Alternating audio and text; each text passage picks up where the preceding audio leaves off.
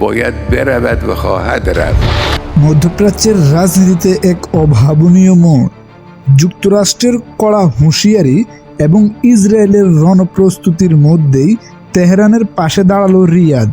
Saudi আরবের sub ঘোষণা, ইরানের বিরুদ্ধে কোনো সামরিক অভিযানে ব্যবহার করা যাবে না তাদের আকাশসীমা।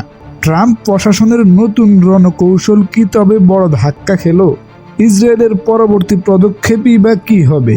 বিশ্ব রাজনীতির এই থমথমে পরিস্থিতি বিস্তারিত জানতে পুরো ভিডিওটি দেখতে থাকুন। প্রেসিডেন্ট ডোনাল্ড ট্রাম্পের দ্বিতীয় মেয়াদে ইরানের উপর সামরিক হামলার হুমকি যখন তুঙ্গে, ঠিক তখনই রিয়াদ থেকে এলো এক বিস্ফোরক বার্তা।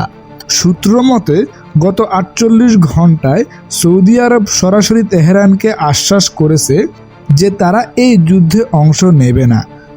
শুধু তাই নয়, মার্কিন বোমারু বিমান বা মিসাইলের জন্য সৌদির আকাশসীমা থাকবে সম্পূর্ণ নিষিদ্ধ। এই পরিস্থিতিতে বিশেষজ্ঞরা বলতেছেন এটি কেবল একটি সিদ্ধান্ত নয়, বরং মধ্যপ্রাচ্যে মার্কিন একাধিপত্যের ওপর একটি বড় চপেটাঘাত। 2030 ভীষণ বাস্তবায়নে ব্যস্ত থাকা মোহাম্মদ বিন সালমান এখন আর কোনো আঞ্চলিক যুদ্ধে জড়িয়ে নিজের অর্থনীতিকে ঝুঁকির মুখে ফেলতে চান না। ইরানের পরমাণু স্থাপনাগুলোর আঘাত হানতে হলে ইসরায়েল বা মার্কিন যুদ্ধ বিমানগুলোর জন্য সবচেয়ে সংক্ষিপ্ত ও নিরাপদ পথ হলো সৌদির আকাশসীমা। এই পথ বন্ধ হয়ে যাওয়ায় এখন তাদের বিকল্প পথ হিসেবে তুরস্ক বা ইরাক ব্যবহার করতে হবে, যা অত্যন্ত ঝুঁকিপূর্ণ এবং ব্যয়বহুল। এছাড়া কাতার ও ওমানও একই সুরে কথা বলতেছে।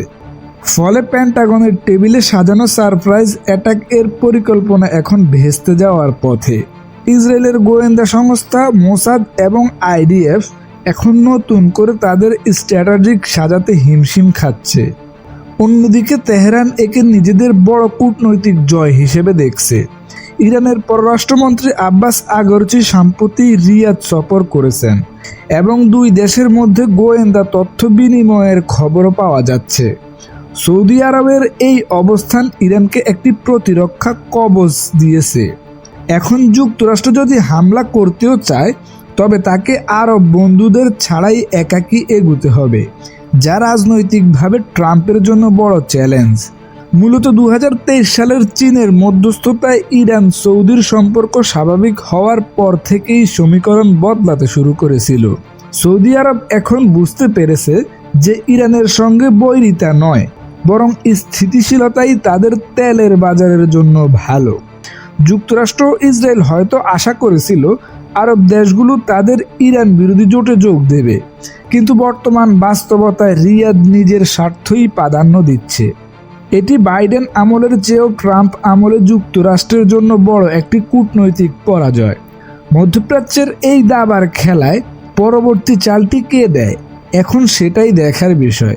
তবে এটা স্পষ্ট যে সৌদি আরব তেহরানের জন্য স্বস্তি আর ওয়াশিংটনের জন্য বড় মাথা ব্যথার কারণ হয়ে দাঁড়িয়েছে।